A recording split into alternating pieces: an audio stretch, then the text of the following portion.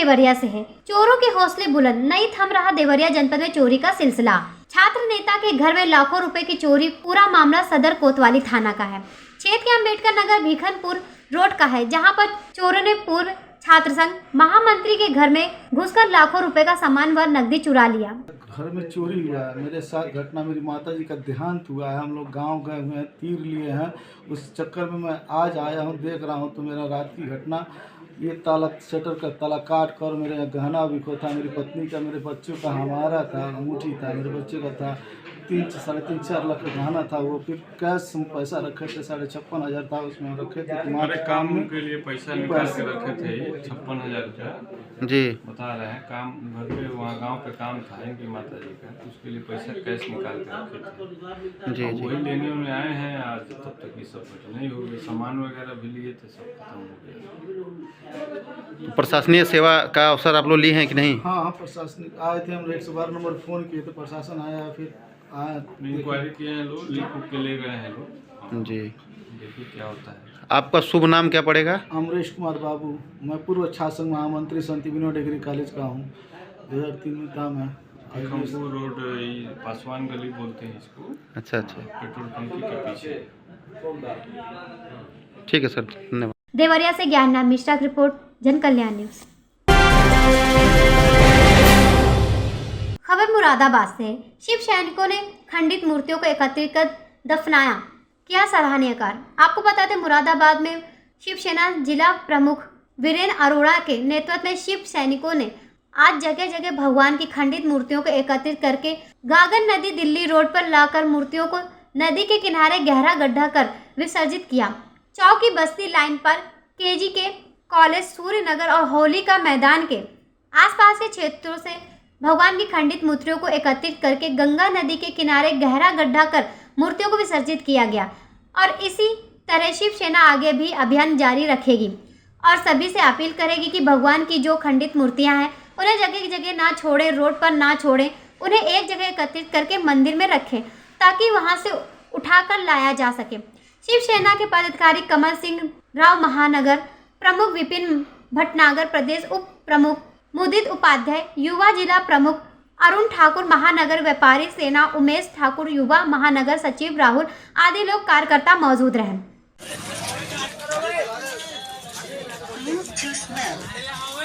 शिवसेना जिंदाबाद, शिवसेना जिंदाबाद, शिवसेना जिंदाबाद।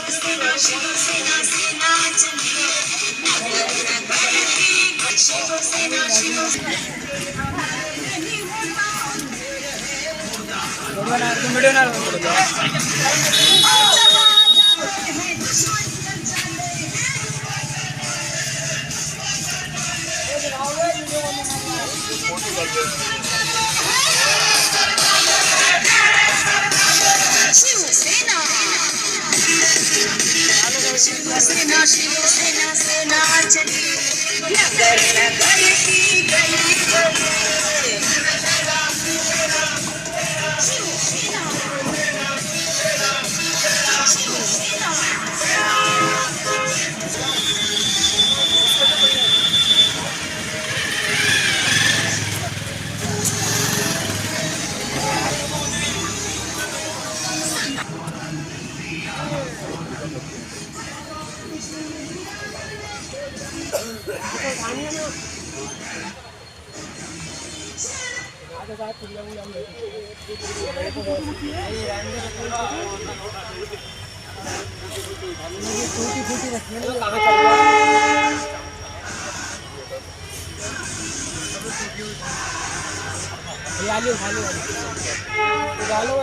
लोंडे अच्छा अच्छा अच्छा हाँ, दबा सकते हो आप, कोई बात नहीं।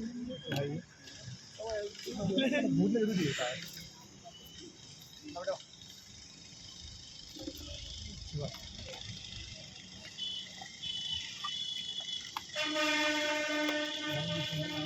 गड्ढा करें, ये दूसरा गड्ढा करो, ये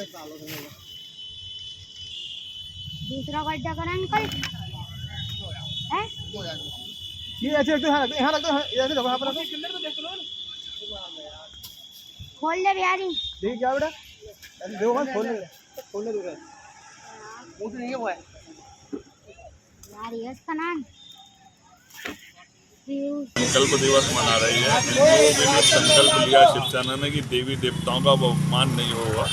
उसके लिए शिवसेना ने शुरुआत करी है कि जो हमारे लोग भगवान की मूर्तियों को, देवताओं की मूर्तियों को पूजने के बाद अपने घरों से बाहर रखाते हैं, कोई किसी पेड़ के नीचे रखा था, कोई मंदिरों के बाहर रखा था, कोई कहीं पर, उसका अनादर होता है। शिव सैनिकों ने आज प्रत्येक क्षेत्रों में टोलियाँ बनाई हैं। वो क्षेत्रों में जाकर के लोगों को जागृत भी करेंगी कि भगवान की अगर हम पूजा करते हैं तो अगर आप लोगों ने हमारे जिस तरह से बताया गया कि दिवाली के बाद नए तरीके से भगवान के स्वरूप को लाया जाता, लेकिन उसके साथ साथ हम लोगों को उन मूर्तियों को कहीं ना कहीं गंगा जी में प्रवाहित करने का भी है। शिव सैनिक पूरे मुरादाबाद में हिंदुओं को जागृत करेंगे कि अपनी देवी देवताओं की मूर्ति, अपने ग्रंथों को अगर आप लोग रहो तो उसे प्रवाहित करो। शिव सैनिक संकल्प लेकर के हिंदुओं के को जागरण कर रहे हैं और इसके लिए आज उन्होंने लाइनपाल क्षेत्र से शुरुआत करी है और इस मूर्तियों को लेकर के अब गागन पर जाकर के प्रवाहित भी करेंगे। और हर मंदिरों के क्षेत्रों से शिव सैनिक 11-11 हिंदू अपने शिव सैनिकों को संकल्प लेकर के अपने क्षेत्रों के जो भाई हैं उनको रामायण, गीता और अन्य धर्म ग्रंथों के विषय पर जानकारी देकर के संकल्प रूप से जन उद्धारण कार्यक्रम कराएंगे। जय भवानी जय। तू भी तो करवा ले अपना वीडियो उसकी बना के मूर्ति। आपको पसंद आए तो इसको शेयर करें, सुने और कमेंट करें, और पसंद ना आए तो आपसे गुजारिश है कि इसको इग्नोर करें। मुरादाबाद से रेहान अंसारी की रिपोर्ट, जन कल्याण न्यूज। खबर मथुरा से है। भूमाफियाओं ने किसान की जमीन पर किया अवैध कब्जा, उप जिलाधिकारी छाता से लगाई न्याय की गुहार। आपको बता दें, छाता क्षेत्र चौमुआ गांव का मामला जमीन को लेकर पीड़ित किसान नारायण सिंह ने एसडीएम छाता से न्याय की गुहार लगाई। एसडीएम श्वेता सिंह को लिखी शिकायत की, मुकदमा विचाराधीन है। मैंने जेठ थाना प्रभारी को अपने कागज दिखाए लेकिन मेरी एक न सुनी। उसके बाद भी जैत थाना प्रभारी ने मेरी जमीन पर कालू उर्फ कालीचरण, भगवान दास, दिगंबर इन लोगों के साथ मिलकर जबरदस्ती हमारी जमीन पर कब्जा कर दिया और रविवार को मेरे बच्चों को धारा 151 में जेल भेज दिया। तब भी मन नहीं भरा, फिर दोबारा मेरे परिवार से एक बेटे को फिर दोबारा जेल भेज दिया। मेरा परिवार पूरी तरह से भयभीत है। एसडीएम श्वेता सिंह को बताया कि मेरी पूर्ण रूप से एसएचओ से जान बचाई जाए, जेठ थाना प्रभारी से मेरी और मेरे परिवार की सुरक्षा की जाए। एक तो मेरी जमीन पर जबरदस्ती कब्जा कर रहे हैं और हमको थाने लाकर जेल भेजकर हमारी जमीन पर कब्जा करा दिया। उसके बाद भी मेरा परिवार इस थाना प्रभारी से सुरक्षित नहीं। आज मैंने एसडीएम महोदय की दोबारा शरण ली है जिससे मेरा परिवार और मैं सुरक्षित रह सकूं। मेरे परिवार को आए दिन धमकी देते रहते हैं कि मुझको किसी बड़े मामले से फंसा दूंगा, जबकि मेरी जमीन का मामला न्यायालय में विचाराधीन है। उसके बाद थाना प्रभारी हमारी बात नहीं सुनते, वही हमारी जमीन पर कब्जा करा दिया है। नारायण सिंह एसडीएम कोर्ट के सामने अपनी सारी घटना मीडिया को बताई। एसडीएम साहब ने आदेश किए हैं। एसडीएम साहब ने पहले भी आदेश किए थे। किस मामले को? एक ज़मीन का मुकदमा है जो उच्च न्यायालय कमिश्नरी में चला हुआ है, जिसमें यथास्थिति के आदेश प्राप्त हैं। जैन ऐसो हमको इतना परेशान कर रहा है कि घर पर कोई भी बच्चा नहीं है। सभी बच्चों को सर्दियों में लेकर के इधर उधर घूम रहे हैं। क्या कुछ बंद भी किया है? हैं जी? बच्चे बंद भी किए हैं? हाँ जी, 2 बच्चे हमारे 151 में इतवार के दिन बंद कर दिए थे। एक बच्चा अब भी जैत चौक में बैठा के रखा है। इसी मामले को लेकर? जी हाँ। एसडीएम महोदय के आप आए हो, क्या कुछ आपको शासन मिला है? एसडीएम साहब को मैंने लिख के दरखास्त दिया, उन्होंने आदेश किया है। इसी तरीके से पहले आदेश किए थे, वो किसी भी आदेश को मानने, न कमिश्नरी के आदेश को मानना है न एसडीएम साहब के आदेश को मानना है। कौन से थाने का मामला है? ये जैत थाना का। मथुरा से अमित शर्मा की रिपोर्ट, जन कल्याण न्यूज।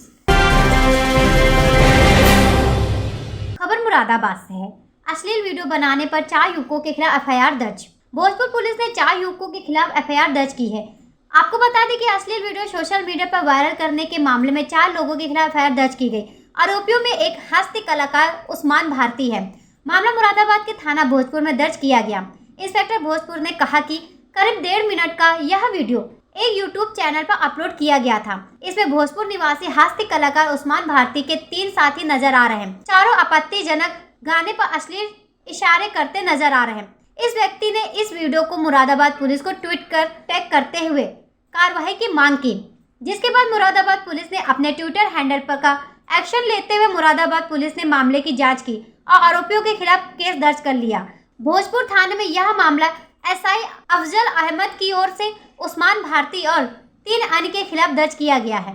ट्विटर पे एक वीडियो अपलोड हुआ था जिसमें एक हास्य कवि है जिनका नाम उस्मान भारती है, उनके साथ 3 अन्य व्यक्ति थे जो कि उस गाने के अंदर अश्लील भावों का प्रदर्शन करते हुए अश्लील भाषा में गाना गा रहे थे। उनके विरुद्ध भोजपुर थाने में एक मुकदमा पंजीकृत किया गया है आईपीसी की धारा 294 और आईटी एक्ट की धारा 67A के तहत मुकदमा पंजीकृत कर लिया गया है। उनकी गिरफ्तारी के लिए एक टीम का गठन कर दिया गया और उनकी तुरंत गिरफ्तारी के लिए प्रयास किए जा रहे हैं। मुरादाबाद से रेहान अंसारी की रिपोर्ट, जन कल्याण न्यूज। खबर मथुरा से है। दिल्ली से आगरा ताजमहल देखने जा रहे टूरिस्ट गाड़ी में सवार विदेशी पर्यटक जनपद के मांड थाना क्षेत्र यमुना एक्सप्रेस से घने कोहरे के चलते कंटेनर से गाड़ी टकरा गई, जिसमें गाड़ी चालक परिचालक सहित 6 विदेशियों नागरिक गंभीर रूप से घायल हो गए। सूचना मिलने के बाद पुलिस मौके पर पहुंचे और घायल विदेशियों नागरिकों को उपचार के लिए निजी अस्पताल में भर्ती कराया। 2 विदेशी नागरिकों का इलाज नोएडा की जेपी हॉस्पिटल में कराया जा रहा, तो वहीं 4 विदेशी नागरिक मथुरा के सिटी हॉस्पिटल में भर्ती हैं।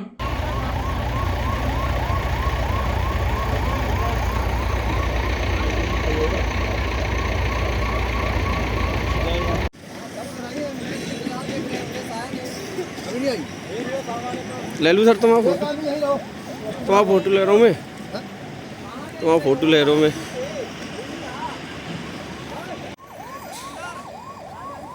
जो रोड पर जा रहा है कोई ठोक ठकरा देगा।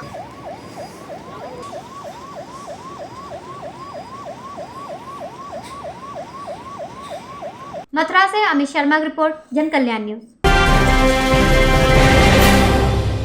खबर मुरादाबाद से है। बसपा प्रदेश अध्यक्ष विश्वनाथ पाल ने मंडल स्तरीय कार्यकर्ता सम्मेलन की जनसभा को संबोधित किया। आपको बता दें, मुरादाबाद के राही होटल में बहुजन समाज पार्टी के प्रदेश अध्यक्ष विश्वनाथ पाल पहुंचे, जहां उन्होंने पार्टी के सभी पदाधिकारी और कार्यकर्ताओं के साथ बैठक की। बैठक के बाद प्रदेश अध्यक्ष विश्वनाथ पाल ने जनसभा को संबोधित किया, जिसमें उन्होंने समाजवादी पार्टी को एक घरेलू पार्टी कह दिया और उन्होंने आने वाले निकाय चुनाव को लेकर लोगों से वोट की भी अपील की।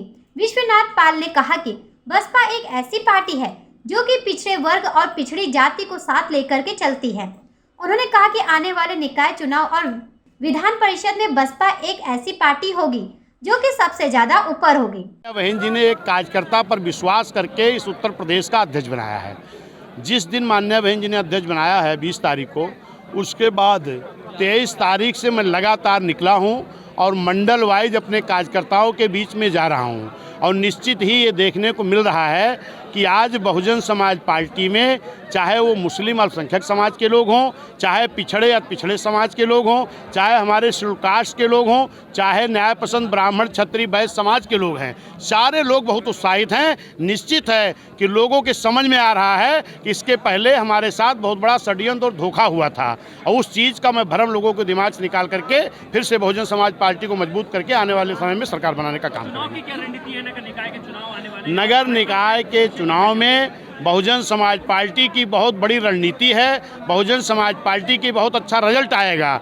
जिन लोगों की रणनीति अच्छी नहीं थी, जिन लोगों की तैयारी अच्छी नहीं थी, वो लोग चुनाव से भागने के लिए तमाम षड्यंत्र कर रहे हैं। अभी आपने अखिलेश यादव पर और समाजवादी पार्टी पर काफी निशाना भी साधा। नहीं, मैंने भाजपा पर नहीं साधा। कह रहे हैं कि हम जो है पिछड़ों के लिए और आरक्षण के लिए हम लड़ने वाले इकलौते हैं। मैंने क्या कहा? पिछड़ों के लिए अगर ये लड़ाई लड़ने वाले थे तो बीएसपी का गठन 84 में हुआ है। उसके पहले कोई शाक सैनिक कश्यप मौर्य पाल का नाम बताओ नेता का। ये सब बीएसपी बनने के बाद हुआ है। और दूसरी बात, अगर ये पिछड़ों की लड़ाई लड़ना चाहते हैं तो पिछड़े समाज के छत्रपति साहू जी महाराज थे, उनके ज़िले का नाम क्यों बदला इन्होंने? महामाया का नाम क्यों बदला इन्होंने? पिछड़े समाज के वो महापुरुष थे ना। वो तो खुल के कह रहे हैं। अभी पीछे जब आरक्षण की बात चल रही थी तब भी अखिलेश यादव की तरफ से और सपा सांसदों की तरफ से ये बयान आए थे कि आरक्षण के लिए हम लड़ाई लड़ रहे हैं। भाजपा का क्या जब बयान आया, आगे ये क्या लड़ेंगे मैं नहीं जानता हूँ। पहले इन्होंने क्या किया मैं वो बता रहा हूँ। बैकलॉग की भर्ती, पिछड़े और एससी की भर्ती हो रही थी, इन्होंने रोक लगाया। छत्रपति साहू जी महाराज के नाम से जो कुर्मी पटेल समाज में जन्मे बैकवर्ड के थे, उनके ज़िले अमेठी का नाम बदल करके मान्या बहन जी ने नया ज़िला बनाया था, बदला नहीं था।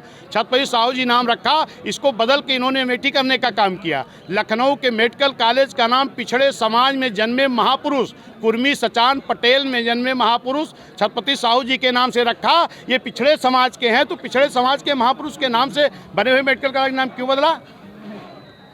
अच्छा बताइए, भारतीय जनता पार्टी बिजली के दाम बढ़ने की बात कही जा रही है सरकार। बिजली के दाम नहीं, गैस सिलेंडर के दाम कितने हो गए, पेट्रोल के दाम कितने हो गए, बिजली के दाम कितने हो गए, सीख मोरंग के दाम कितने हो गए, बर्तन में जिसमें खाना गरीब लोग खाते उसके दाम कितने हो गए, किस चीज़ का दाम कम हुआ है? इस भारतीय जनता। मुरादाबाद से रेहान अंसारी की रिपोर्ट, जन कल्याण न्यूज।